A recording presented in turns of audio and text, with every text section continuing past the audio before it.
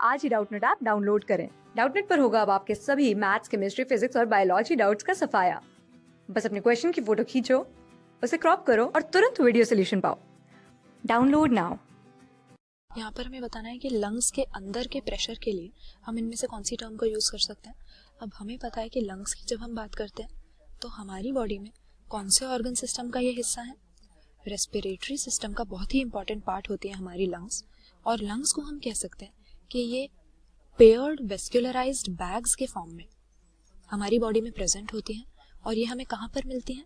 हमारे थोरेक्स के रीजन में या हमारे चेस्ट के रीजन में जो कैविटी होती है जिसको थोरैसिक कैविटी कहा जाता है, उसमें हमें ये लंग्स मिलती हैं। तो थोरैसिक कैविटी की अगर हम सिचुएशन देखें तो सबसे पहले पीछे की तरफ या डॉर्सली ये हमारी बैकबोन से, या जिसको हम वर्टिब्रल कॉलम कहते हैं, उससे बाउंड होती हैं। फिर आगे की तरफ अगर देखते हैं तो हमारी स्टर्नम या जिसको ब्रेस्ट बोन हम कहते हैं वो इसके आगे होते हैं। लेटरली हमारी रिब्स इसको सराउंड किए रहती हैं थोरैसिक कैविटी को, और नीचे की तरफ डायफ्राम नाम की हमारे पास एक डोम शेप्ड मसल होती है, वो इसमें होती है। तो इन सब स्ट्रक्चर्स की वजह से ये जो थोरैसिक कैविटी है ये एक एयर टाइट कैविटी के फॉर्म में हमारी बॉडी में हमें मिलती है। और इसी के अंदर क्योंकि हमारी लंग्स प्रेजेंट होती हैं तो यही रीजन है कि हमारे रेस्पिरेटरी सिस्टम में गैशियस एक्सचेंज पॉसिबल हो पाता है।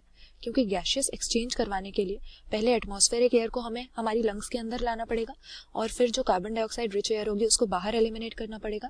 इसे हम ब्रीदिंग कहते हैं या पल्मोनरी वेंटिलेशन भी हम इसी प्रोसेस को कहते हैं। और ये पॉसिबल होती है प्रेशर डिफरेंसेस की वजह से। प्रेशर डिफरेंसेस किसके बीच में?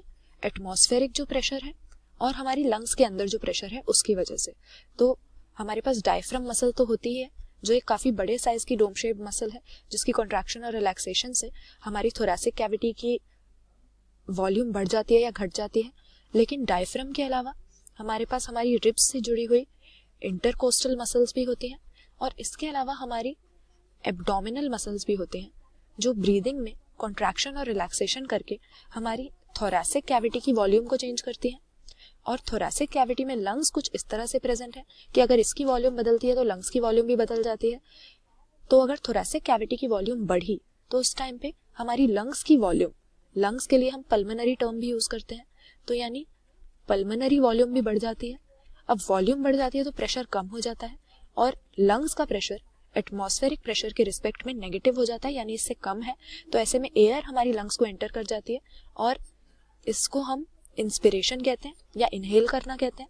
जबकि फिर जब उल्टा होता है, दोबारा से लंग्स की वॉल्यूम घट जाती है थोरैसिक कैविटी की वॉल्यूम घटने से, तो एयर एक्सपेल हो जाती है जिसको हम एक्सपिरेशन कहते हैं। तो लंग्स का यही प्रेशर हमने देखा कि पल्मोनरी वेंटिलेशन के लिए या गैशियस एक्सचेंज के लिए, ब्रीदिंग की प्रोसेस के लिए बहुत जरूरी है। और ऑप्शन बी यहाँ पर सही आंसर हो जाएगा। इंट्रा पल्मोनरी प्रेशर इसको हम कहते हैं, क्योंकि ये तो हमने देखा ही कि लंग्स के लिए हम पल्मोनरी टर्म यूज करते हैं, और इंट्रा मतलब इनसाइड यानी अंदर का इंटरनल प्रेशर। तो लंग्स के अंदर जो प्रेशर है उसको इंट्रा पल्मोनरी प्रेशर कहेंगे।